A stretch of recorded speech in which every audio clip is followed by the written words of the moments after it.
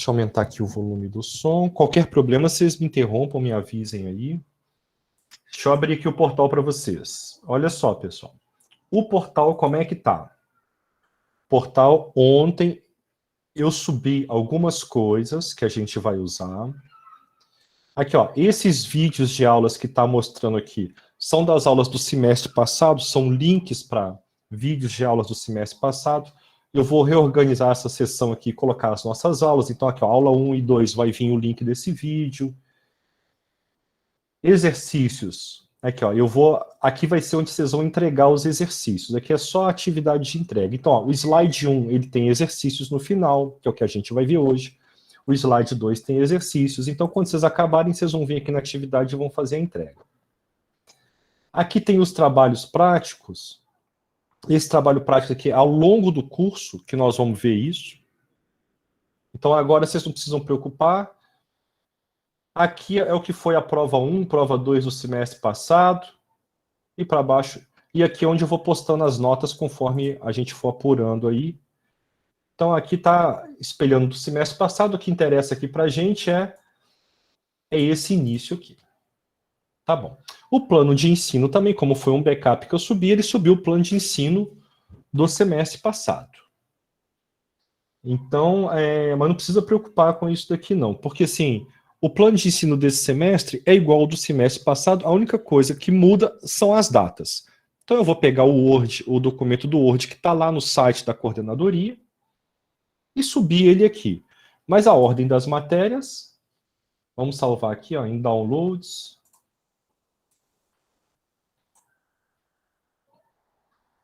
Tá aqui, ó, é tudo igual. Isso aqui é o que foi postado lá. O que muda é essa data aqui, ó.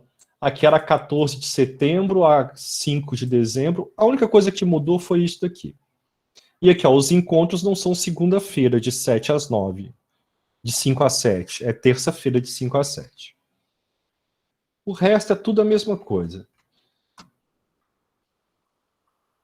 Então aqui, o que nós vamos fazer? Né? Distribuição de pontos. Vocês gostam muito de distribuição de pontos. Então nós vamos ter aqui, ó, exercícios de rotina. Deixa eu aumentar aqui.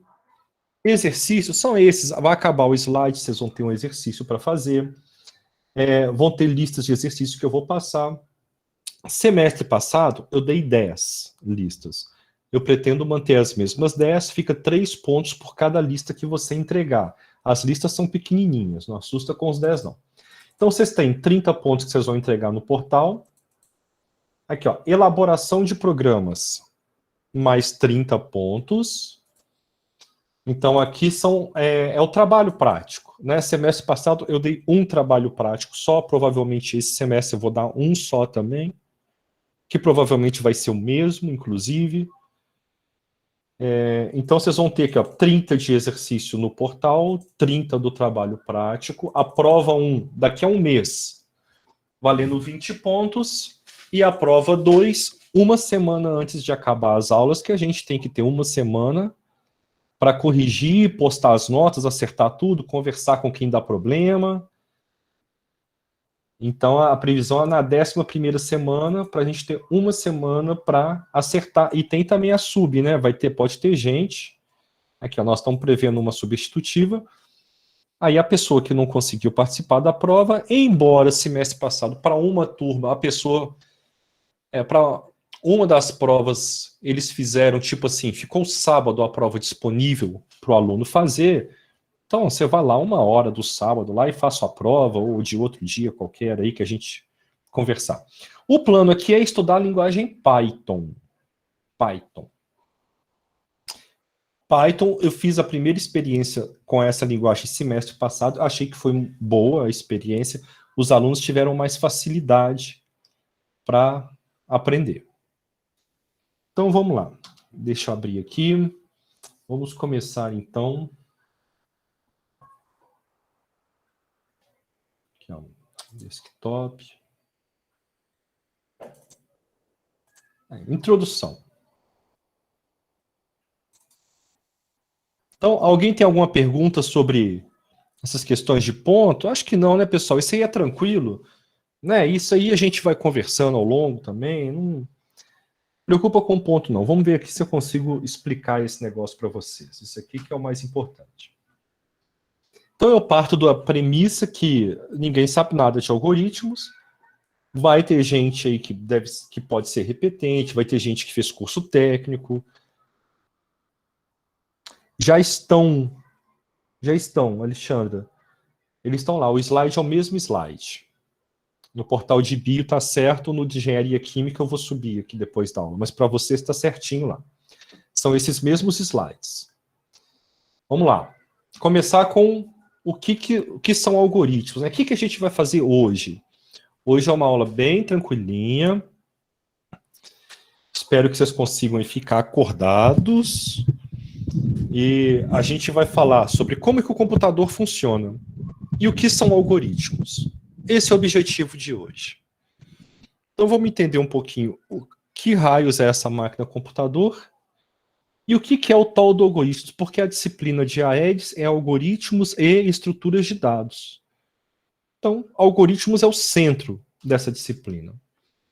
Vamos lá, o que é um computador? Um computador, ele pode ser visto como uma calculadora interligada a unidades de memória e unidades de entrada e saída de dados. Então, todo mundo já manipulou uma calculadora, vocês sabem como é. E imagina que você tem uma calculadora, mas essa calculadora ela está ligada a um lugar que tem a memória de dados. Então, na sua calculadora tradicional, você tem que digitar as operações. Nessa calculadora computador, as operações já estão na memória. Então, a calculadora vai lendo as operações e vai executando. E aí, quais operações que tem? Tem todas as operações que a sua calculadora faz. Ela soma, subtrai, multiplica, divide, eleva uma potência, tira a raiz, calcula o seno. Aí você tem os comandos. Some 2 mais 3.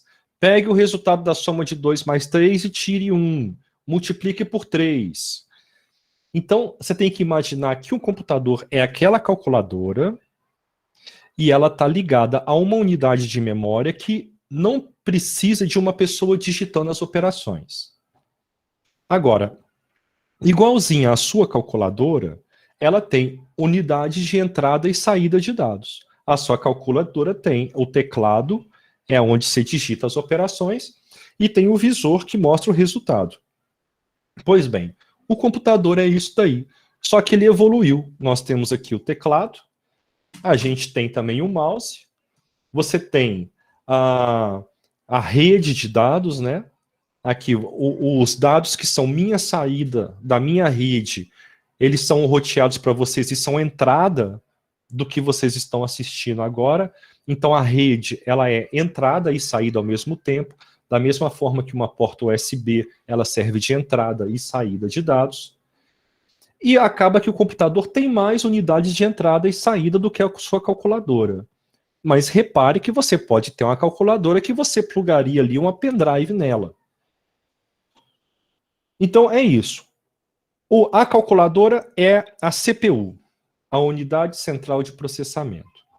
Ligada a essa unidade central de processamento, que é a memória, você tem as memórias, que é da onde vai ler as operações, e você tem unidades de entrada e saída de dados, que é para você fazer o computador interagir com o mundo exterior.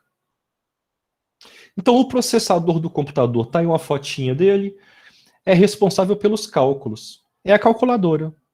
É isso daí que eu falei para vocês. Olha só. Dentro, eu falei para vocês que é a calculadora com unidades de memória. E aqui tem uma memória que eu estou dando aqui de exemplo para vocês, a tal da memória RAM. Na hora que você compra o computador, você vê, quantos gigas de memória tem? Tem 4 gigas, tem 8 gigas. Quando fala esse número aí, 4, 8, 16, eles estão falando da memória RAM. Tem a fotinha dela aqui do lado, o rapaz segurando, são plaquinhas, e plaquinhas onde você consegue armazenar dados ali dentro. Quais são esses dados? São zeros e 1. Um monte de sequências de zeros e 1. Então, essa memória RAM, olha lá, RAM significa o quê? Memória de acesso aleatório. Então, é uma memória que você pode acessar qualquer parte dela a hora que você quiser. Então, você quer buscar um endereço na posição 2428. Você vai lá na posição 2428 e busca esse dado. Ela é chamada assim porque tem memória que o acesso é sequencial. E aqui, no caso da memória RAM, não. Ela não é sequencial. Você vai e busca o dado que você quer. Ó, além dos números, a memória RAM também armazena os comandos a serem executados. Esses comandos são organizados numa forma chamada de programas. Então, o que é isso? É uma calculadora ligada a uma memória, e nessa memória você pode armazenar os dados e também os programas, que são as instruções com os dados. Assim, os comandos são lidos da memória e são executados pelo processador. Então, o que a sua calculadora faz? Ela é um script, ela é tipo um leitor de receita de script, que ela vem lendo qual que é o primeiro comando, quais dados, qual que é o segundo comando, qual que é o terceiro comando. E isso é um programa de computador que a gente vai fazer aqui. Os resultados desse comando são armazenados de volta na memória, e assim o computador opera. Vamos lá. Operação do computador. O processador vai ler comandos da memória e vai executar. Os resultados dos comandos são armazenados de volta na memória, que podem ser usados por outros comandos. Esses comandos são escritos pelo programador. A partir de agora, vocês. É o desenvolvedor de software. Então, nós vamos aprender a escrever esses comandos para o computador. Vamos ver aqui o que tem nessa figura. Você tem aqui, ó, a CPU. Ela pede dados para o controlador de memória, que vai na memória RAM, ver qual dessas unidades de memória quer acessar, vai lá e lê o dado que está lá dentro, volta e retorna para o processador. É isso aqui o tempo todo. Só que, na verdade, no seu computador, no passado, pessoal, no passado havia só essa memória RAM. Olha só. Lá na década de 80, aqui no Brasil, você tinha computador que só tinha essa memória RAM. Então, por exemplo, você queria jogar um jogo, como é que você fazia? Você abria o computador, aí aparecia uma tela lá para você, mínima, aí você tinha num papel escrito o código-fonte do programa. O código-fonte é o que vocês vão desenvolver aqui a todo tempo na matéria. Você pegava e lia a coisa escrita na linguagem de programador e ia digitando. Chegava no final, depois de você digitar umas 20 páginas, se você não tivesse errado nenhum espaço, nenhum ponto e vírgula, nenhum caractere, nenhuma palavra que é maiúscula ou minúscula, e vocês vão ver como que isso é difícil aqui até vocês treinarem, nenhum dois pontos, nenhum abre-chaves, nenhum parênteses, na hora que você chegasse no final, você desse um comando, o programa executava e você conseguia rodar o seu joguinho. Obviamente eram joguinhos muito simples que tinham nessa época. Porque hoje, se você for pensar num GTA, é um programa que tem milhões de linhas de código. Mas isso era o funcionamento pré-histórico do computador, né? Aí hoje a gente tem isso daqui, olha, hierarquia de memórias. Né? Na verdade, existe uma hierarquia de memórias no computador. A memória RAM é a memória principal. Vamos ver cadê a memória principal aqui, ó. É a segunda. Antes da memória principal, você tem a mais básica, é a memória secundária. O que é essa memória secundária? É o HD. Né? Então, quando você vai comprar um computador, você pergunta, quantos GB tem de memória? Tem 4 GB. E de HD? Tem um HD de 1 tera. Não tem HD, tem SSD, que é um tipo de HD mais rápido. Então, aqui é onde você instala, na memória secundária, é onde você instala os seus programas. E aqui, qual que é a diferença dela? Na memória secundária, depois que você instala os programas e desliga o computador, a hora que você liga de novo, as coisas que estavam lá armazenadas permanecem. Isso já não acontece aqui na memória RAM. O que está na memória RAM, quando o computador desligou, é tudo apagado, e a hora que você liga o computador, a memória RAM está em branco.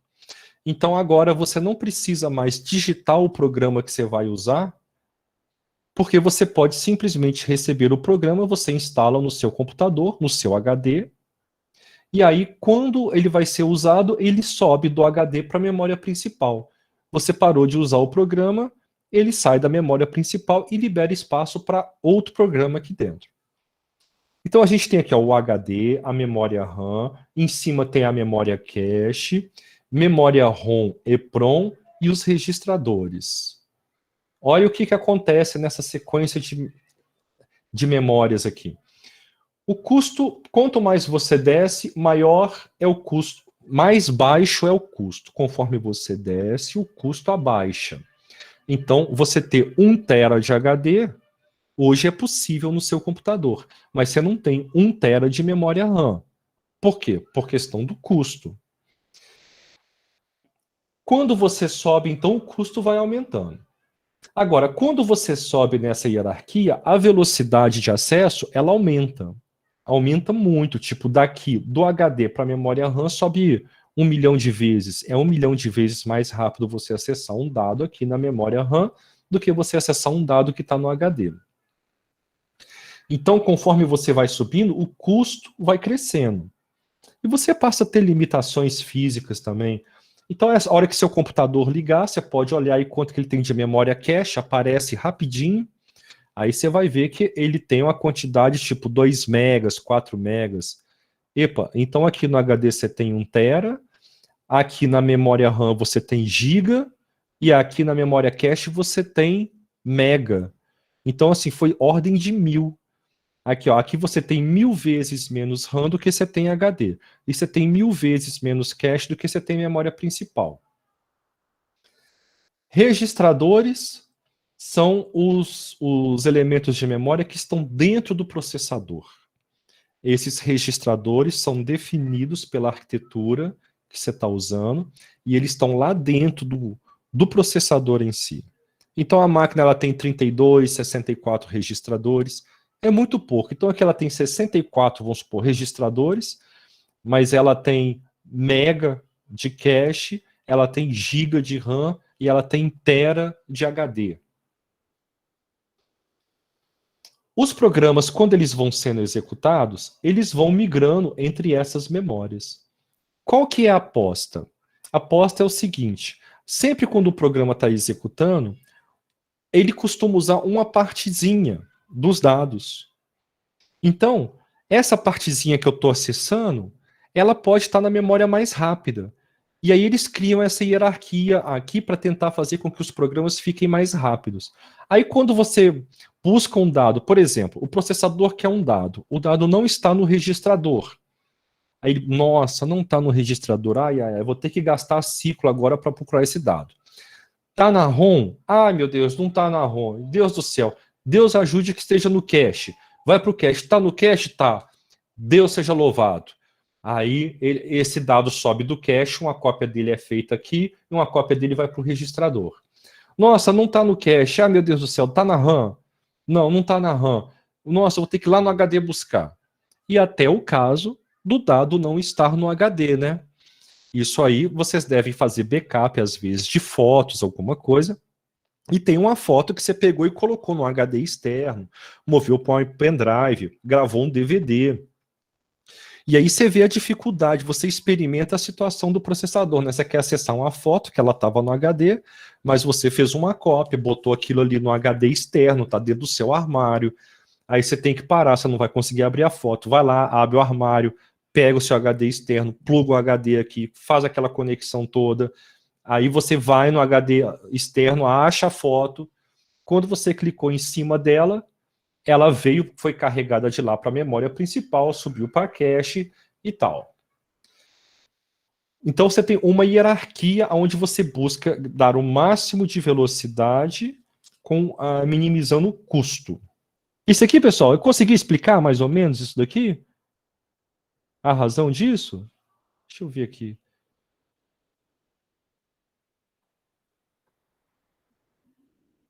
Né, assim, vocês não precisam, não é um curso de ciência da computação, mas você entender, né? Isso aqui é uma coisa muito inteligente, pessoal, que eles bolaram, sabe? Ao invés de você, por exemplo,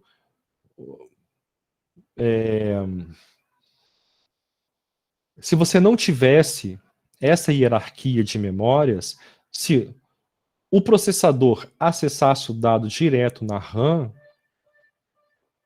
os nossos computadores seriam muito mais lentos. Mas é muito mais lentos. Você pode pôr isso aí da ordem de 100 vezes mais lento, 1000 vezes mais lento, se não tivesse esse esquema. Então, o dado que você está trabalhando na hora, por exemplo, vamos supor que você...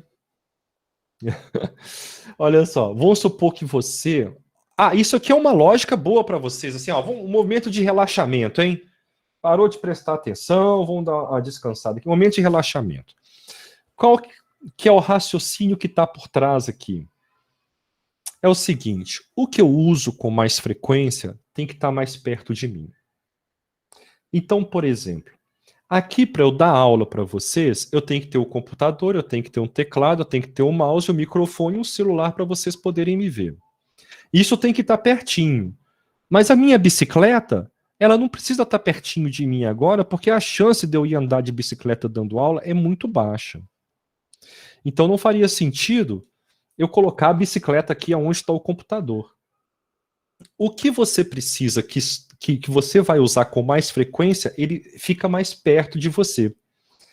Então é esse o raciocínio aqui com o dado. O dado que você está manipulando e que você precisa, que você tende a manipular com frequência, a não ser que eu fosse professor de spinning, aí eu não teria o computador, entendeu? O computador ia estar num caixote lá, mas em sendo aqui a questão do professor de computador, o computador está perto. Então você imagina o seguinte, as ferramentas que você vai colocar perto de você, né? Então na cabeceira da sua cama, o que você põe? O que você tem probabilidade de usar à noite. Então essa é uma forma de organização. E essa organização é tipo assim, o HD é a gavetinha dentro do cofre do Banco Central, é mais ou menos isso. É essa organização que eles espelharam no computador. Então assim, vamos colocar equipamentos mais baratos, equipamentos mais caros. Todas essas memórias para cima, elas dependem da energia. Então, a hora que você desliga o computador, tudo aqui se perde. E o HD não. Então, nós vamos precisar de um HD, beleza, não dá para ser igual era em 1980. Mas aqui a gente não pode pôr só a memória principal. Nem a gente pode criar um processador que seja do tamanho, sei lá, né, do tamanho de um armário. Porque já tivemos processadores do tamanho de armário, mas aí você ia precisar colocar isso numa sala refrigerada e tal. Essa época já passou. Agora o computador não ocupa mais um andar inteiro de um prédio. Um computador, ele está aqui, ó. Ele tem que caber aqui dentro. Então, como é que a gente faz? E também tem o problema do processador esquentar e tal. E aí eles acharam essa organização. O que muda essa organização para o celular, ela não muda nada. Mas na memória secundária aqui, como um notebook e um desktop ele tem mais espaço, você pode ter um HD. Aqui no nosso celular, a gente não tem um HD, porque um HD é maior que o celular. Então a gente tem um acesso SSD. A gente tem chips de memória. Deixa eu voltar aqui. Muito parecidos com esse aqui, olha.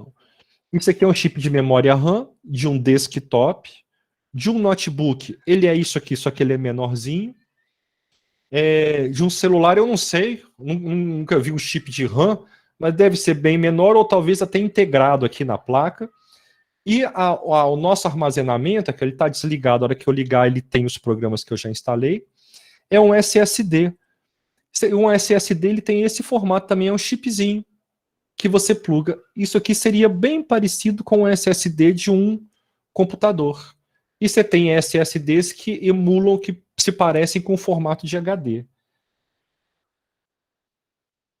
Aí vamos lá. A memória, vocês precisam ter a noção seguinte. O que você precisa saber de fato sobre a memória? É um lugar onde você vai armazenar comandos e dados. Esses comandos e dados são organizados na forma de programas. No final lá tem os videozinhos. Todo o slide aqui no final tem vídeos para vocês assistirem, que aí trata sobre cada assunto desse. É muito bom. Agora, dispositivo de entrada e saída. unidades de entrada e saída de dados realizam a comunicação com o usuário e o mundo exterior. Então aqui eu dei um exemplo para vocês de uma porta aqui. Essa aqui, não sei se é HDMI, se é USB, é uma porta aqui, ó. Isso aqui é uma unidade de entrada e saída. Está aqui um teclado, um mouse, um monitor, uma impressora, unidade de rede, placa Wi-Fi, é tudo dispositivo de entrada e saída. E aí tem uma coisa muito legal, né? Um pouquinho de história, né? E esse aqui vocês vão ter até a tarefa de ver um videozinho, um filme. Olha, máquina de Turing. Que diacho é isso? Um computador é uma implementação da máquina de Turing. Aí você fala assim, que diacho é esse máquina de Turing? Máquina de Turing é um dispositivo teórico conhecido como máquina universal, que foi concebido pelo matemático britânico Alan Turing. Morreu em 54, muitos anos antes de existirem os modernos computadores digitais. Então, o que é isso daqui? A máquina de Turing, essa tal máquina universal. Essa máquina universal, o que ela faz é o que o nosso computador hoje faz. Tudo que você entende que o nosso computador faz é o que esse cara, que era um matemático, provou que poderia ser feito por uma máquina. Olha aqui um desenho mostrando o que seria essa máquina de Turing. Você tem uma fita, que ela seria uma fita infinita. Você tem uma fita infinita, e nessa fita você grava comandos. Você tem um alfabeto, e você tem comandos assim, mova para a posição tal. E aí ele mostra que com essa máquina, ele consegue resolver tudo quanto é problema que hoje um computador consegue resolver. Então, ele faz isso, ele faz primeiro uma definição matemática. Ele define, seja uma máquina que tem a seguinte conformação e tal, e ele cria o conceito dessa máquina. Isso, pessoal, assim, não vou entrar aqui na questão assim, da computação, mas a primeira máquina que se estuda na computação é aquela máquina que a gente usa para comprar Coca-Cola. Né? Como é que funciona a máquina? Você chega, você põe lá as moedas, hora que dá o valor, a Coca-Cola desce. Aquele ali era um tipo de máquina, é um autômato. Aquela máquina, ela é limitada. Vocês vejam que hoje, o que você pode fazer? Aquela máquina, você escolhe qual que é o refrigerante, então tem ali 10 botões, cada um é um refrigerante diferente. Você aperta o botão, aí não tem dinheiro colocado, ele mostra no visor o preço da bebida, por exemplo. Aí, beleza. Aí você vai colocando moedinhas e ele vai somando as moedas. Aí vamos supor que é R$3 o Guaraná. Aí você pôs R$5, a hora que você aperta o botão do Guaraná que você quer, se já tem o saldo, ele libera o Guaraná, ou seja, ele abre uma portinha e o Guaraná cai. Aí ele conta, nossa, ele pôs 5, o Guaraná é 3, eu tenho que devolver 2. Então ele vai no repositório de moedas lá e solta R$2 para você. Aquilo ali é uma máquina simples que a gente estuda e que faz parte dessa evolução. Aquela máquina, ela foi criada, não a máquina em si, mas o conceito da máquina foi criado antes, na cabeça das pessoas, antes dela ser implementada. E a evolução daquele conceito é essa máquina universal, que ela tem essa fita infinita aonde você coloca os comandos. E a transição disso para o computador, ela é trivial, né? A única diferença é que o computador não tem a memória infinita. Mas o que eu estou falando para vocês o tempo todo aqui? A memória é um lugar onde você põe dados e comandos. Pois nessa fita era um local onde você punha dados e comandos. Então, a única diferença conceitual do computador moderno para essa invenção desse cara é que o computador não tem a memória infinita. E esse cara concebeu a máquina como tendo uma fita infinita, você tem um leitor e um escritor de dados. Então você vai movimentando essa fita e você vai lendo e vai escrevendo dados ali. E ali você faz qualquer programa, qualquer algoritmo que a gente desenvolver nessa matéria, ou qualquer algoritmo que exista no mundo, você consegue colocar ele para funcionar nesse equipamento aqui. O que acontece? Esse cara tinha esse conceito, e aí na Segunda Guerra Mundial, os Estados Unidos chamou esse cara para ajudar, para desenvolver essa máquina, fazer uma implementação física dela, para tentar decodificar as mensagens nazistas. Vocês vão poder ler um pouquinho, saber, né? Ler não, ver sobre isso aqui nesse filme. Talvez alguns de vocês já viram, O Jogo da Imitação. Quem não viu, por favor, vá lá no Netflix, não sei onde tem isso. É a história, esse cara aqui está fazendo o papel de Alan Turing tentando implementar essa máquina aqui. Então, olha, Turing também se envolveu na construção de máquinas físicas para quebrar os códigos secretos das comunicações alemãs durante a Segunda Guerra Mundial, tendo utilizado alguns dos conceitos técnicos desenvolvidos para o seu modelo de computador universal. Você vê esse filme aqui, vai te ajudar muito a entender o que eram os primórdios. Então, essa coisa aqui atrás dele, acho que é isso, na Amazon Prime. Essa coisa aqui atrás dele é o computador pré-histórico que ele estava tentando fazer. Então, aqui, olha, aqui, ó, The Turing Bomb Rebuild Project. Aqui é uma reconstrução da máquina que esse cara fez. E chegou um momento que a Segunda Guerra virou essa máquina tentando decodificar o que os alemães escreviam com essa máquina aqui. Que raio que é essa máquina? É uma máquina chamada Enigma, ela tem um sistema de catracas, e no YouTube vocês vão ver vídeos sobre isso, pessoas explicando como é que funciona e tal. O fato é o seguinte, eles faziam uma regulagem da máquina. Imagina o seguinte, é uma máquina de escrever, aonde você regula. O A vai virar Z, o Z vai virar X, o B vai virar... Você tem um monte de regulagens. Eu não lembro qual que era o número, mas tipo assim, 30 mil possibilidades de regulagem para isso daí. E aí, de manhã, os nazistas passavam qual que era a configuração da máquina que eles estavam usando. E aí eles digitavam tudo por essa máquina. E aí, quem tinha a codificação, você tinha uma máquina dessa que era receptora também, você regulava a máquina nos parâmetros que o cara passou, e aí a mensagem fazia sentido para você. Mas se você não tivesse essa máquina, você teria que testar todas as combinações, assim, era um trem que não tinha fim o trabalho. E aí o que acontece? Quando chegava o final do dia, os alemães mudavam a configuração da máquina. Então você nunca conseguia, naquele período de 24 horas, obter qual que eram os parâmetros. E essa máquina aqui, ela foi construída para descobrir qual que eram esses parâmetros. Olha aqui, pessoal, vou dar um exemplo aqui para vocês. O Word. Vamos abrir aqui, ó. Vamos fazer uma brincadeira aqui para vocês entenderem como é que essa coisa... Olha, por exemplo, eu digo assim para vocês, ó. Opa, deixa eu aumentar mais aqui. Olha só.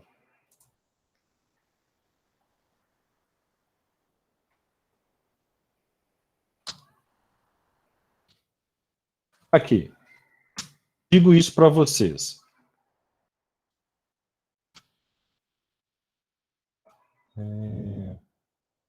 Só isso aqui. E aí a pergunta é o seguinte, que palavra é essa? Bom, essa daqui é muito fácil de quebrar, né? Porque D-1, C, D-1, A, P-1, S, B-1, A. Pronto.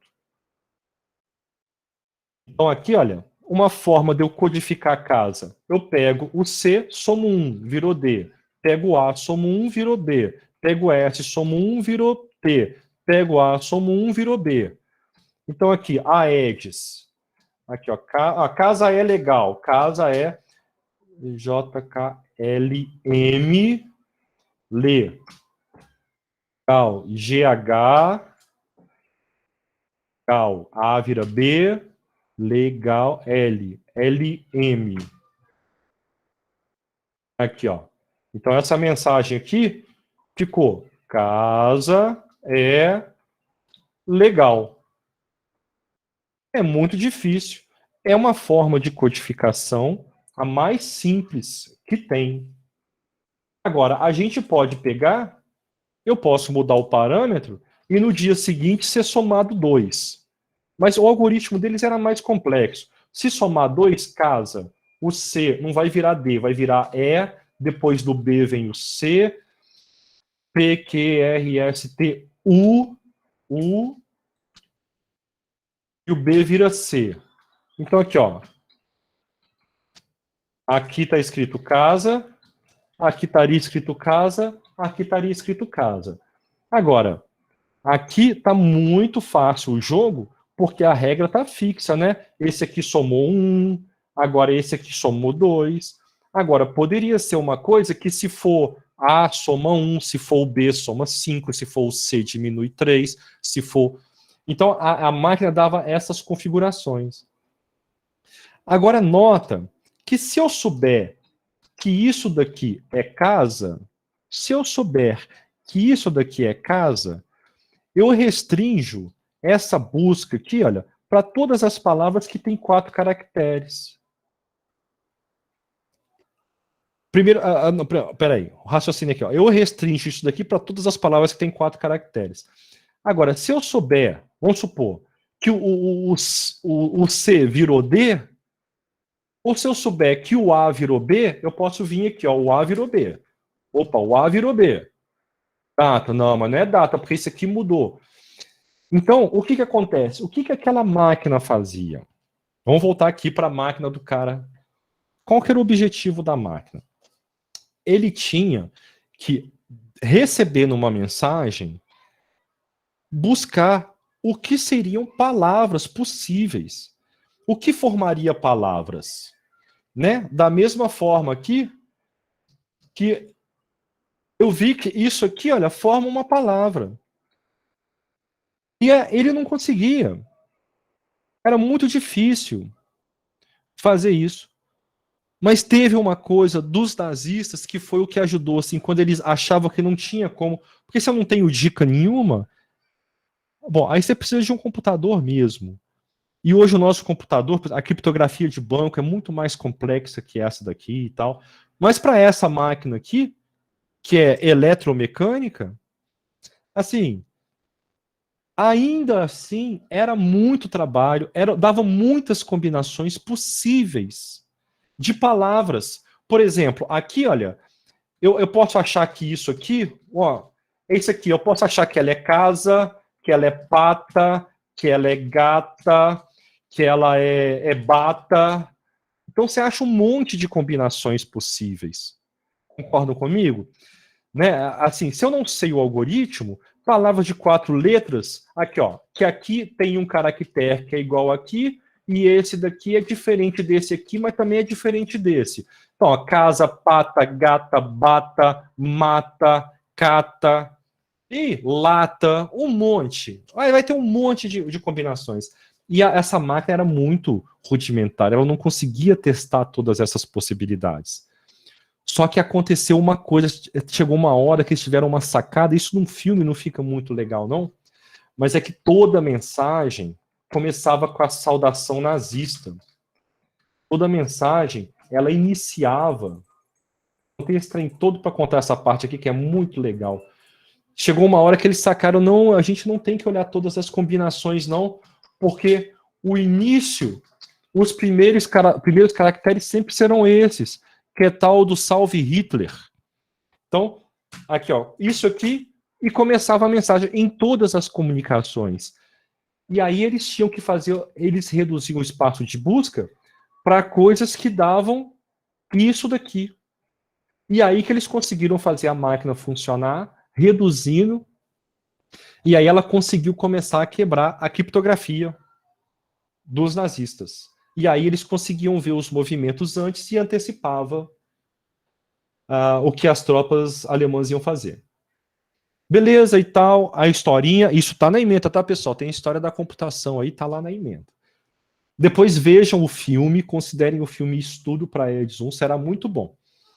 E aí a gente vai para programas de computador. Aquele cara, o Alan Turing, ele desenvolveu uma máquina que ela tinha um único programa.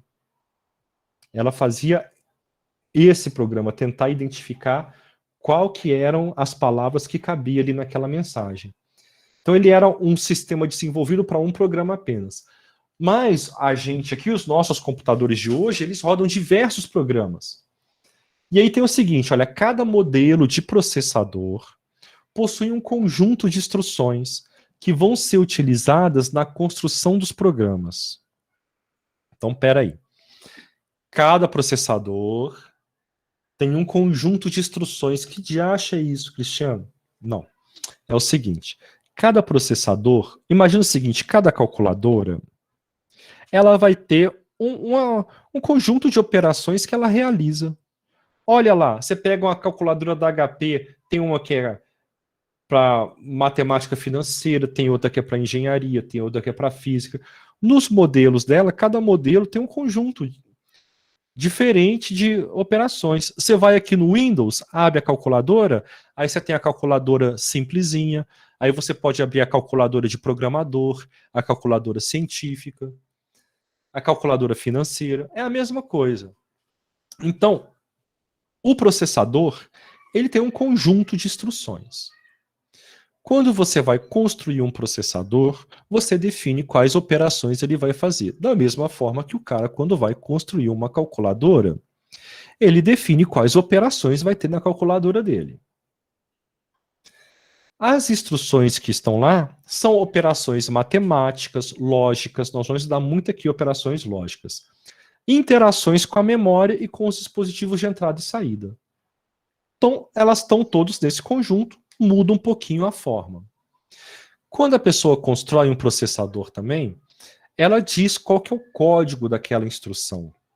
Então, a soma é o código 1, a divisão é o código 2, multiplicação é o código 3. Isso tudo vai estar no projeto do processador. Por que que o seu programa funciona hoje se você comprar um processador da Intel ou comprar um processador da AMD?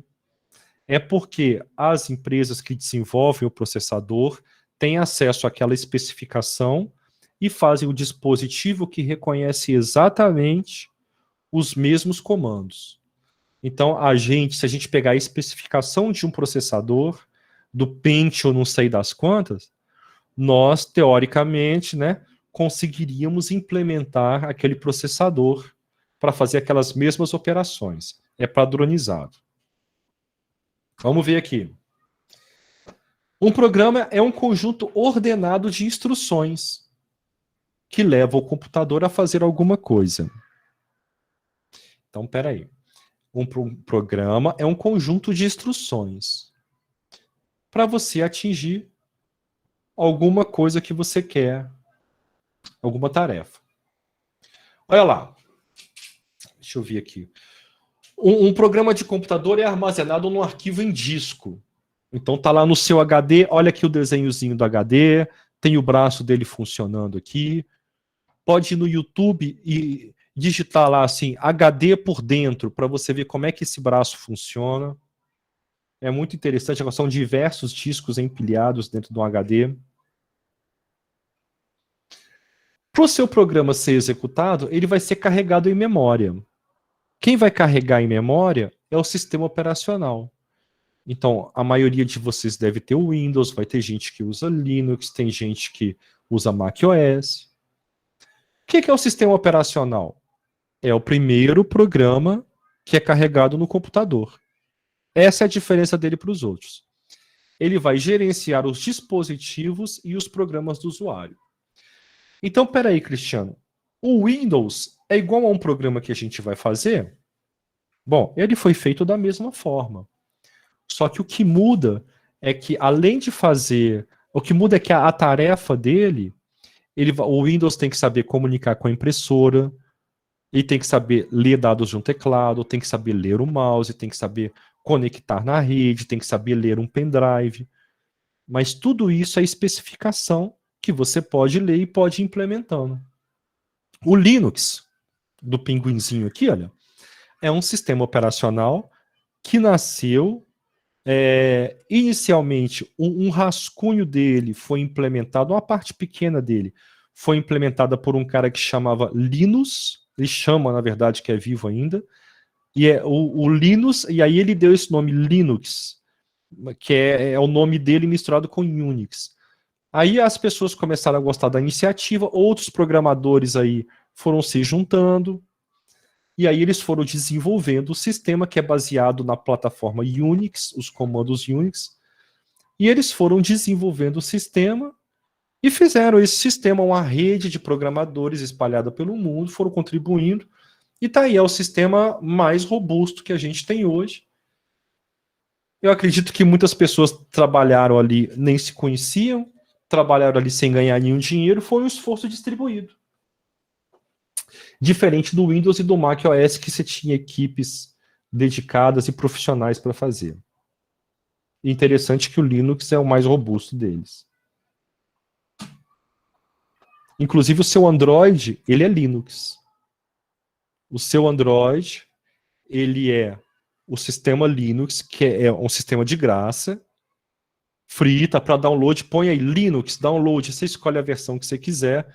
Tem algumas empresas que cobram, elas fazem customização, mas é customização de interface, fazem ali umas mudançazinhas, mas você quiser baixar de graça, você vai aí e baixa o Linux de graça. E o que o Google fez? Eles pegaram esse sistema Linux, deram otimizada nele, mudaram algumas coisas ali e tal, deram uma adaptada, mas por dentro do seu celular Android, o que roda é um Linux. Então está muito bem encapsulado, é difícil você chegar até o sistema, mas é um sistema Linux aquilo ali. E aí esse sistema Linux, é o fato dele ser Linux, embora no macOS também é assim, que te dá essa flexibilidade de você instalar, você instala um programa, um jogo, aí você tira o programa, seu celular continua igual ele era antes. No Mac OS também, no sistema da Apple também. Você instala, porque também tem um fundo Linux ali, um fundo Unix naquela coisa. Você instala um programa, você remove o programa, a máquina fica como ela era antes. No Windows, não.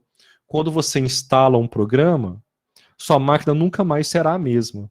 Porque ele altera um monte de parâmetros no registro do Windows, e a hora que você remove, nem todos são removidos.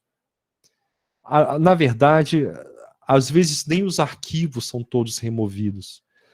Então, a hora que você instalar um programa no Windows, você saiba, a hora que você desinstalar, seu Windows não é mais o mesmo.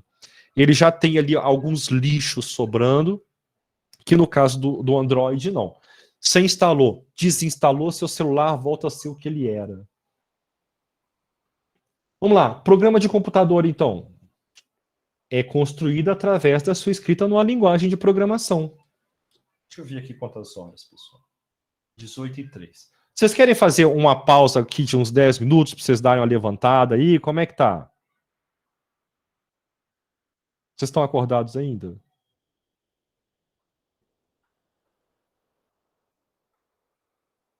Pode continuar? Aqui, pessoal, bem tranquilo, sabe? Olha só, hoje é um bate-papo, vamos bem tranquilo, contando curiosidades. Beleza, então, vamos seguir. Para mim também tá beleza. Mas quando tiver cansativo, aí vocês falam, tá, pessoal? Porque tem hora que a gente começa assim a dar um sono. Por exemplo, eu fiz um curso antes de começar aqui o período remoto emergencial. Eu fui fazer um curso aqui no computador. Olha, gente, eu tive um sono tão bom. Que a professora falava. Aquilo ali foi me dando, ó, foi entrando no mundo zen. Eu falei, o jeito é eu dar uma dormida aqui. E tava bonita ela projetando aqueles trem, eu dormindo e tal. Aí eu acordava assim, via, nossa, tá até legal, mas dormia de novo. Então, assim, a minha experiência como aluno foi Foi assim, nossa, eu tive altos sonhos. Então, a hora que ficar chato, complicado, aí vocês me avisam, que às vezes eu vou empolgando aqui, eu tenho vontade de contar os casos aqui, das coisas e tal. Tô lendo aqui, Daniela, a sua mensagem aqui. Então, se ficar tenso, aí vocês me avisam, não tem problema nenhum, a gente para, não tem compromisso com correr com nada. A matéria que nós vamos, tranquilidade, não é para desesperar. Então, voltando aqui, né? Programa. Que raios que é um programa, né? Programa, a gente vai escrever numa linguagem de programação, a gente vai digitar uma coisa que a gente vai chamar de código-fonte, e aí, isso aí vai virar o programa no final. O código-fonte é uma coisa que a gente vai escrever numa linguagem muito próxima da nossa, mas não é exatamente a nossa linguagem. Para esta linguagem ser compreendida pela máquina, ela vai passar por um processo de tradução. Então, graças a Deus, hoje, você escreve a coisa numa linguagem, olha a quantidade, você tem, sei lá, mais de 200, 300, 1000, muitas linguagens de programação. Você escolhe a que você gosta mais, aprende a escrever naquela linguagem, digita o seu programa, e aí a máquina lê aquela coisa que você escreveu e traduz. Da mesma forma que a hora que você faz um documento no Word, opa, tem que apagar isso aqui, ó. Você faz aqui um documento no Word e você vem aqui e manda salvar como. Aí você salva como o Word, ele gera um arquivo que você não consegue ler. Ele traduziu disso que está aqui, de um tamanho de fonte, de um tipo de fonte, um tamanho, um tipo de caractere, um espaçamento, o tipo de imagem, todas essas coisas do documento, ele salva aquilo dentro de um arquivo e a gente não consegue ler aquele arquivo. Essas coisas aqui de cima, olha, que são os tipos de texto, salva esses dados todos. E aí, esse arquivo aqui que tem 5 letras, deveria ter 5 bytes, ele se salva em disco, ele gasta lá 50.000 bytes. É porque ele salvou toda a configuração do ambiente aqui dentro daquele arquivo. É a mesma coisa que a gente vai fazer. Nós vamos escrever numa linguagem e a máquina vai traduzir isso para a linguagem de máquina. O que é a linguagem de máquina? A linguagem de máquina é a linguagem que o computador entende. Nossa, Cristiano, dá um exemplo de linguagem de máquina. Eu vou dar um aqui para vocês, ó. Vou abrir aqui. Esse aqui ficou ruim. Não ficou bom para vocês. Deixa eu ver esse aqui, ó. Vou abrir um editor aqui. Aqui, pessoal. Aqui tem um código-fonte. Aqui, ó. N inteiro, leia, digite N. Então N é um valor que eu vou receber, fatorial é igual a 1, modo imprimir alguma coisa e tal. Tá aqui os comandos.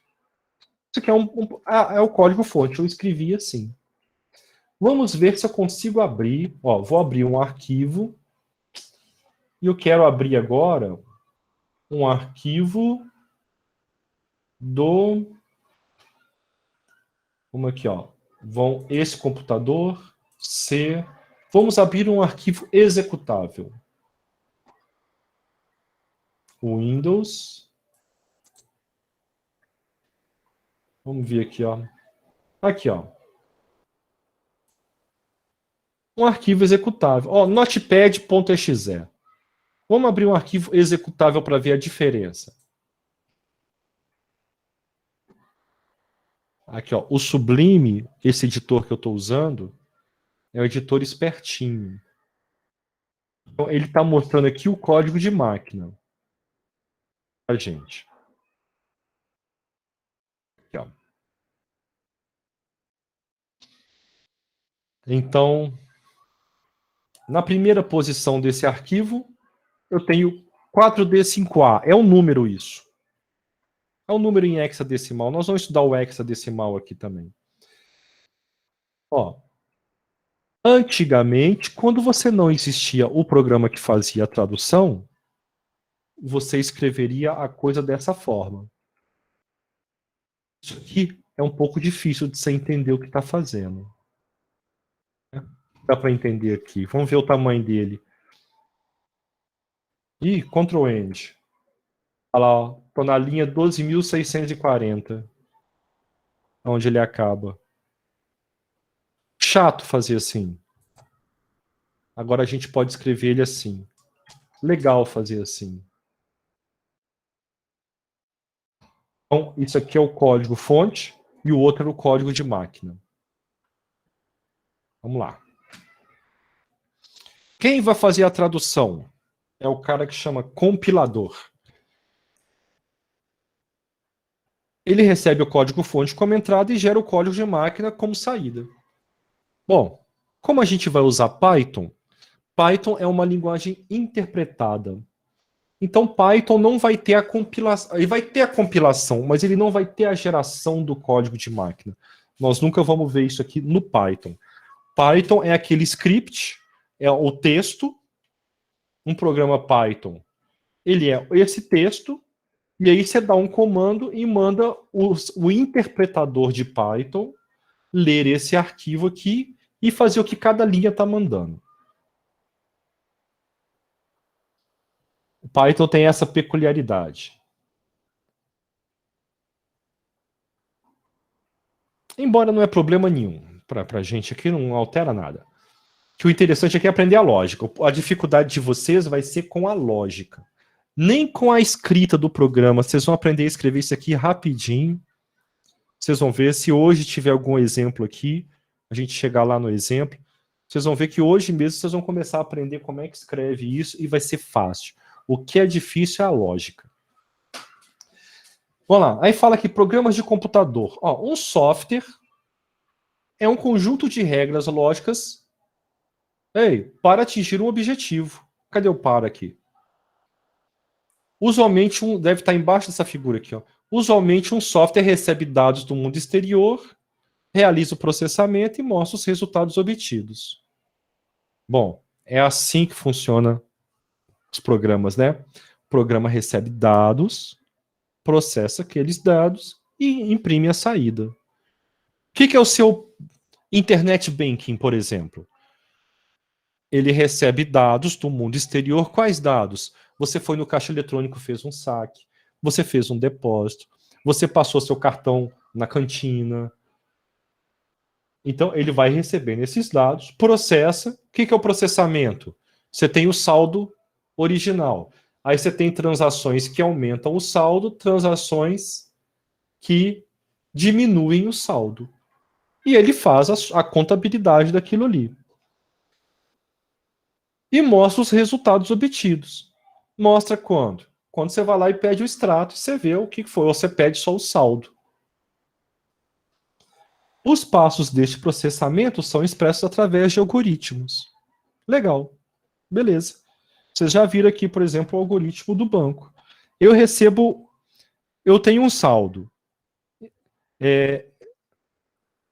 Eu recebo uma transação. Se essa transação for de crédito, eu aumento o saldo com o valor que eu recebi. Se é uma transação de débito, eu retiro do saldo o valor que eu tenho, o valor que está na transação. É esse o algoritmo. E a escrita disso aqui é feita através de algoritmo. Então nós vamos estudar um pouquinho de algoritmo. Nós vamos estudar bastante de algoritmo, na verdade. Não é pouquinho, não. Aqui, ó, tem um algoritmo complexo aqui, ó, em cima para dar um medo no vocês e tal, e para a transparência ficar bonita também, né, pessoal? Algoritmos são receitas para a realização de operações. Pode ser definido como conjunto finito de passos bem definidos para se solucionar um problema. Então, coisa que você tem que saber hoje. Ali um pouquinho da história da computação, além da diferença dos componentes do computador, que você tem um processador, você tem uma memória, e você tem as unidades de entrada e saída, você tem que saber que algoritmo é um conjunto finito de passos bem definidos para se solucionar um problema. Ele é um conjunto finito, porque se ele for um conjunto infinito, Isso não existe, né? Porque é um conjunto infinito de passos. Para você escrever esses passos no papel, como o conjunto de passos é infinito, você precisa de infinito papel, e no mundo você não tem infinito material para ter infinito papel. Então tem que ser um conjunto finito de passos. Ele tem que ser bem definido, por quê?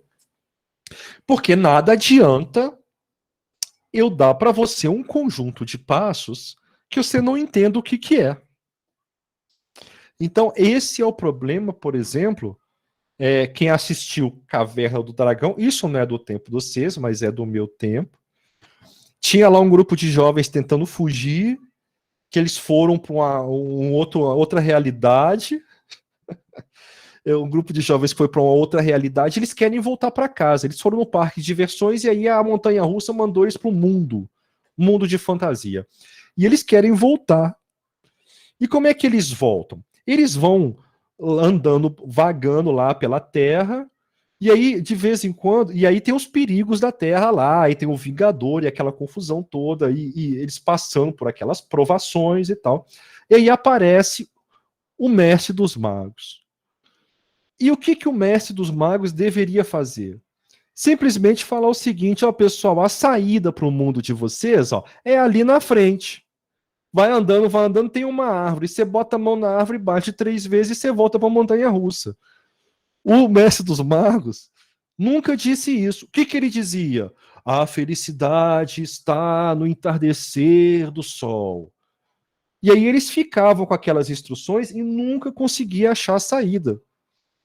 E a série acabou e não saíram de lá. Por quê? Porque o Mestre dos Magos nunca assistiu uma aula introdutória de Aedes 1 para saber que o algoritmo é um conjunto finito de passos bem definidos para solucionar um problema. Ô, Cristiano, desculpa, mas eles saíram de lá sim, tá? Então eu fico feliz em saber que eles conseguiram. Eu vou tentar achar o episódio que eles saem de lá. Então, como muita gente começa a criar finais macabros, né, os programadores fizeram uma versão em gibi do último episódio, tá? Eu vou procurar saber o que deu com aqueles malditos lá, porque estava lascado. E aí vinha, e olha só, e o meu orientador de doutorado lá, que foi o de mestrado, que foi o da graduação também, eu chamo ele de Mestre dos Magos, porque o cara nunca me deu uma dica assim, faça isso. Ele sempre dava essas dicas assim, não, para conseguir ser feliz, você precisa de um trabalho bem feito. Mas como é que eu faço um trabalho bem feito, pelo amor de Deus, homem de Jesus, me explica isso. Não, deve-se caminhar com felicidade e tal. E eu nunca conseguia ter o conjunto finito de passos bem definidos para solucionar um problema. Isso aqui tem que ter no algoritmo. Então, tem que ser passos que você entenda. Então, ou seja, a definição de algoritmo acabou.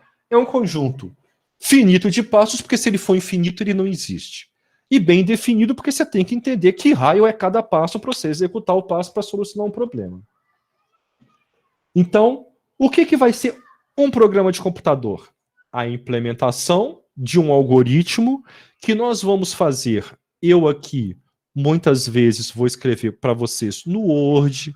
Nos slides eu fiz no PowerPoint, mas demora um pouco mais. Mas na casa de vocês, vocês vão escrever numa folha de papel. O programa de computador vai ser a implementação desse algoritmo numa forma de escrita específica da linguagem Python. Pode ser qualquer linguagem. Aqui vocês vão ver que nós vamos estudar duas. Nós vamos estudar o Portugal, para vocês entenderem, que é onde a gente vai fazer o estudo de algoritmo. O Portugal, ele não executa em lugar nenhum, só na cabeça da gente, e depois nós vamos traduzir do Portugal para o Python, mas você traduziria para qualquer linguagem que há nesse mundo. Vamos lá.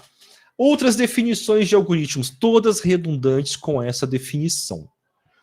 A especificação da sequência ordenada de passos que deve ser seguida para a realização de uma tarefa, garantindo a sua repetibilidade. Ou seja, você tem que ter uma sequência de passos que você vai executar um depois do outro e que o resultado vai dar o mesmo. É isso que se busca numa receita, né, pessoal? O que é uma receita de qualquer comida? Deveria ser uma sequência de passos, você tem que fazer aquilo na ordem, então ela tem que ser ordenada, porque você não sabe, né, que vai mudar Eu vou ver depois o verdadeiro final. Você não pode mudar a sequência de passos. É uma sequência de passos para você fazer uma comida, que aí você vai executando um após o outro, chega ao final, o bolo está pronto. Agora, se eu executar a receita, meu bolo ficar ruim, o outro executar o bolo dele ficar bom, a receita está errada. Porque se a gente seguir a receita, nós temos que chegar no mesmo bolo. Então, garantindo a sua repetibilidade. Aqui, ó, qualquer procedimento computacional bem definido, que toma algum conjunto de valores como entrada e produz algum resultado como saída. E se a gente quiser locubrar aqui, nós vamos achar outras definições de algoritmo que a gente pode usar. Então vamos lá. Antes de eu ir aqui sobre esse negócio que você quer saber, sobre a aula, vamos lá. Falar mais aqui sobre algoritmo. Então vamos pensar aqui, pessoal, na receita. Receita. Né? O interessante da receita é que a gente consiga fazer o mesmo bolo. Quando você for escrever uma receita, você tem que definir cada passo muito legal. Para a pessoa que lê, ela entender. E o que vai ter, o que nos algoritmos tem que na receita de bolo, na receita qualquer não tem? Vai ter duas estruturas. Vai ter um se e vai ter uma estrutura de repetição. Embora nas receitas eu acho que tem essas duas. Então, o que nós vamos estudar aqui? Nós vamos aprender a escrever os comandos. Nós vamos, primeiro, na verdade, o mais difícil, hein? Nós vamos aprender a sistematizar o pensamento para a gente escrever no papel como é que se faz uma coisa que a gente já sabe fazer.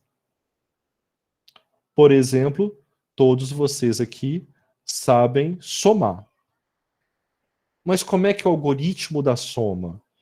Então, se você voltar lá no 4º ano, 3ª série, sei lá, no seu livro tem um lugar lá que falou o algoritmo da soma, o algoritmo da subtração. Mas como é que é isso? Então, nós vamos ter que aprender, o maior desafio é fazer a gente conseguir pensar para entender entender como é que a gente consegue, como é que a gente faz aquilo que a gente está acostumado a fazer de forma automática. Depois nós vamos escrever isso. Nós vamos escrever isso no papel, no Word, em qualquer lugar. Hoje eu já sou treinado, hoje eu já poderia chegar e escrever logo aqui no ambiente de programação, que aquela linguagem lá já tem desde 94 eu programei pela primeira vez, fazendo essa matéria que vocês estão fazendo. Então, deu 2004, 2014, já deu 20 anos, tem 26 anos que eu faço isso. Eu penso muito mais fácil naquele ambiente. É mais fácil para mim escrever um programa de computação do que ir lá no Word e escrever um texto em português, que eu estou mais acostumado àquilo ali. Vocês vão ter essa transição. Então, desenhar no papel e tal. E depois pegar, depois que você entendeu o que você faz, isso vai ser muito difícil, pessoal, parece que é fácil, mas como é que a gente faz isso, né? Como é que você faz para fazer aquilo que você está acostumado a fazer automaticamente? Aí depois nós vamos pegar e vamos traduzir. Deixa eu ver o que tem aqui. Olha só. O que você tem que saber? Diferenciar os principais componentes do computador. Então, peraí. Na hora que você lê a especificação do computador lá, vamos ver aqui. Vamos ver se tem um computador aqui para a gente ver. Aqui, ó, vamos lá. Mercado Livre. Notebook. Vamos ver que raio tem aqui. Vai. Vamos ver se tem um anúncio aqui de alguma coisa. Oferta relâmpago. Vamos ver que raios tem aqui. Deixa eu ver. Cadê o... Aqui, ó. Então, modelo tal, não sei o que, memória RAM, 8 GB. Aqui, ó. Essa é a memória principal. É a memória que você tem para trabalhar. os seus programas são carregados para a memória RAM. Se você aqui tiver, por exemplo, só 1 GB de memória RAM, você não vai conseguir fazer muita coisa. Deixa eu abrir aqui, olha, gerenciador de tarefas. Olha aqui, ó, pessoal. Por exemplo, ordenar pela memória aqui, olha. Google Chrome está usando 750 megas de memória. O antivírus, 217 megas de memória. Deixa eu ver aqui como é que está a minha memória. Olha aqui, ó. Eu estou usando 5.4 GB de memória nesse momento aqui para fazer essa apresentação. O notebook que a universidade me deu quando eu entrei lá atrás, ele só tem 4 GB de memória. E se o seu notebook for mais antigozinho, mesmo se ele for novo, se não tiver, aqui, ó, ele vai ter o normal, assim, né, a entrada, o notebook de entrada é 4 GB de memória. Eu estou usando 5.2. Ou seja, 1.2 GB ele estaria lendo do disco para poder funcionar. Ia estar muito lento. Muito lento. E assim estava muito lento quando eu comecei, tipo, nas primeiras semanas do período remoto emergencial com o notebook. Eu não conseguia dar aula porque tudo travava, porque aqui, ó, ele parava, tinha que ir lá no disco ficar buscando o dado. Então, aqui, ó, consumo de disco do HD, 0. Do SSD, esse aqui ele tem uma unidade de SSD, que é o HD rápido. Ó, tá em 0 também.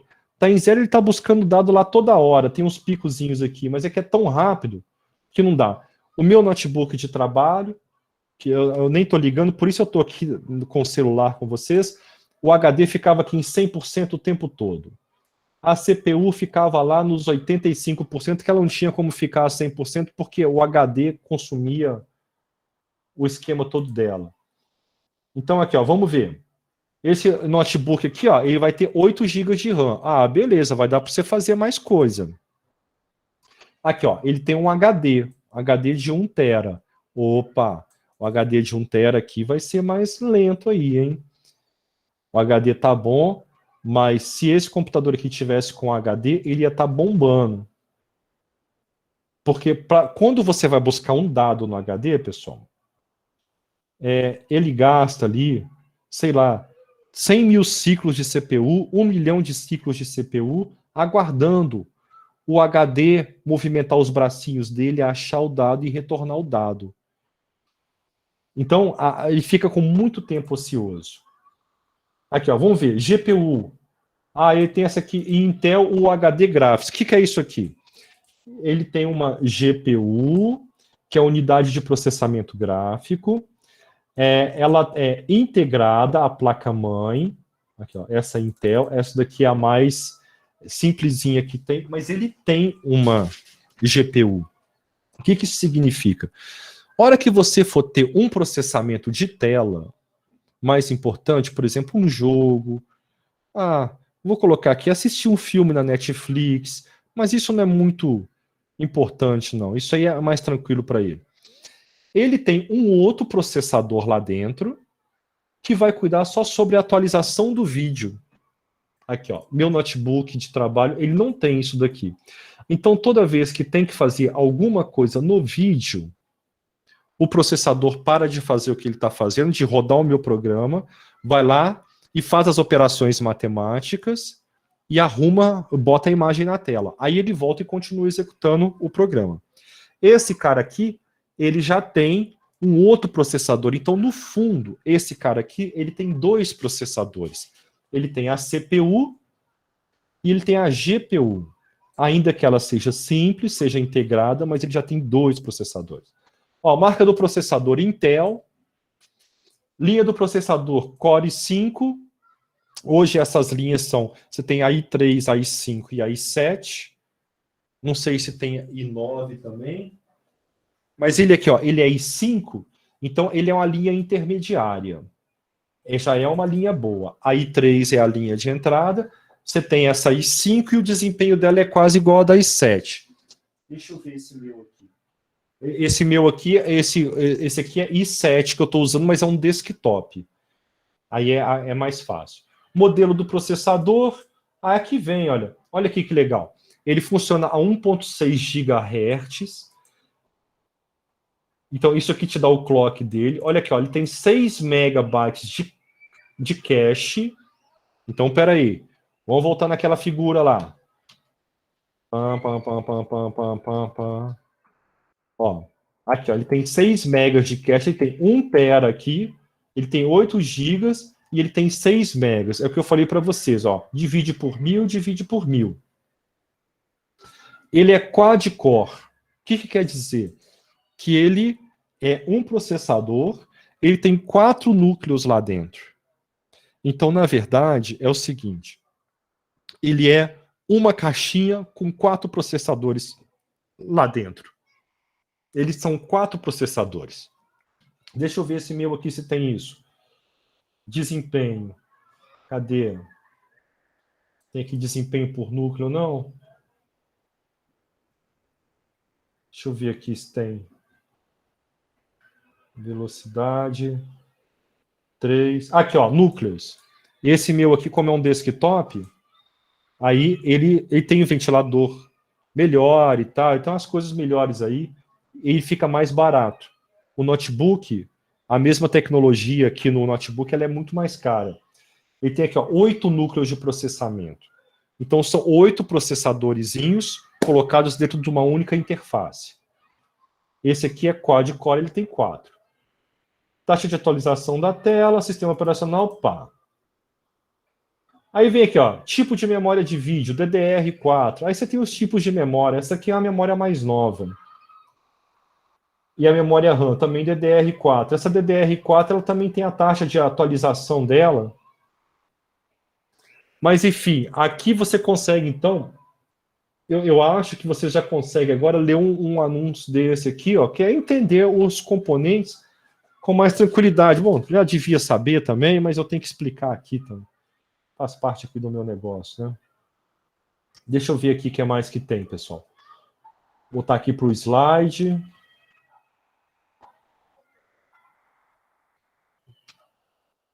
O que você tem que saber hoje aqui?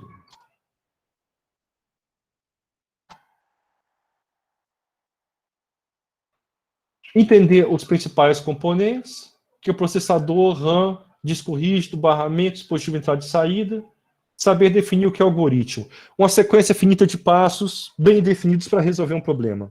Algoritmo é uma sequência finita de passos bem definidos para resolver um problema. Algoritmo é uma sequência finita de passos bem definidos para resolver um problema. Algoritmo é uma sequência finita de passos bem definidos para resolver um problema. Pronto, aprendeu. Captaram? Então, lembra da receita. O que é uma receita? Uma sequência finita de passos bem definidos para resolver um problema. Olha só. Tem aqui alguns vídeos, eu gostaria muito que vocês vissem. Tem esse canal Nerdologia aqui, que é um canal lá do Atila. É muito bom. Nossa, há muitos anos que eu assisto esse canal, tem coisas muito legais. Eu separei aqui um vídeo para vocês assistirem.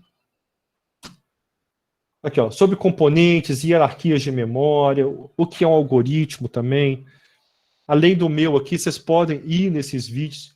São vídeos assim que você senta aí com o celular, ou com o celular e um fone de ouvido, você consegue ver. E uma introduçãozinha à lógica de programação. Deixa eu ver o que vai ter aqui, ó. Aqui, ó, vocês vão ter uma atividade. Vocês vão ter a atividade para fazer. Ler o capítulo 1 do livro Algoritmos e Programação, Teoria e Prática, Marco Medina, e fazer um resumo. Não se preocupe, o PDF do livro está na net, mas eu coloquei aqui para vocês também, ó, capítulo 1, Marco Medina. Como é que você vai fazer esse resumo? Aí Deus que vai guiar vocês.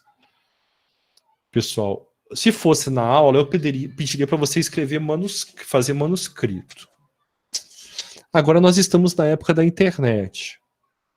Então eu não acho que cabe você fazer manuscrito, não. Mas se você fizer manuscrito, que é o melhor para entender, porque a gente não aprende também digitando, assim, ou aprende um pouco. Bom, faz do jeito que você quiser. Quiser fazer no Word, quiser fazer à mão e tirar foto, você vai entregar aqui, ó. Exercícios do slide 1. Vai subir o resumo. Ainda não coloquei data. Os alunos são muito preocupados com datas. Vocês se preocupam muito, vocês querem saber a data de tudo. E eu vou falar para vocês que eu não ligo para datas. Como esse aqui, semestre passado, foi quase no final do semestre que eu quis esses negócios aqui, que o pessoal estava me mandando também por e-mail, queria me mandar até a lista de exercícios por WhatsApp. Eu falei, pelo amor de Deus. Pelo amor de Deus, aí não, eu crio as atividades, então. Mas seria bom que de hoje para a semana que vem, vocês fizessem isso para a gente ir para a segunda parte. Vê os vídeos, vê inclusive aquele vídeo, aproveita fim de semana, vê lá o vídeo lá do Alan Turing lá, é bacana. Deixa eu ver aqui o que mais que tem para vocês. Ó, tem mais nada. Aí, qual a sugestão que eu vou dar para vocês? A gente acaba aqui. Deixa eu ver aqui, pessoal. Por exemplo, semestre passado, nessa turma aqui, mesmo bioprocessos, eu dei a aula 1 e a aula 2 junto. Não precisamos fazer isso. Eu fiz isso na primeira turma, que eu dei na segunda-feira, e para engenharia química, aí eu dei só uma, aula 1. É melhor que aí a aula 2 a gente vai poder fazer, olha, introdução e representação de algoritmos. Então a aula 2 nós já vamos fazendo com mais calma aqui. Eu acho que a gente podia encerrar por agora. Se alguém quiser fazer pergunta, deixa eu parar a gravação aqui. Que aí, ó, cadê? Professor, Opa! só uma dúvida sobre a atividade.